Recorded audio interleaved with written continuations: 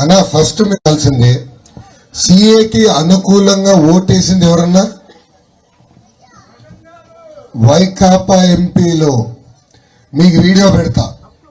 ఇప్పుడు నెల్లూరు ఎంపీగా నిలబడుతున్నారు విజయసాయి రెడ్డి గారిని, పిల్లిగడ్డం. ఆయన జగన్ కేసులో మొత్తం ఏటు.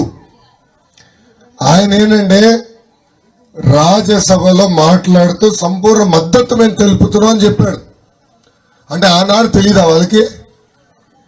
ఆనాడు డౌట్ ఉంటే ఎందుకు ఓటేశారు, ఇప్పుడు ఎందుకు దుష్ప్రచారం చేస్తున్నారు? నేను సభాముఖంగా అడుగుతున్నా, ఎవరు చెప్పారండి మైనార్టీ సోదరులు భారతదేశం వదిలి వెళ్ళిపోవాల్సిన పరిస్థితి వస్తుందని? ఎవరు చెప్పారండి? ఏ పేపర్ చెప్పింది? సాక్షి పేపర్ చదివితే ఆరోగ్యానికి హానికరం అన్నా.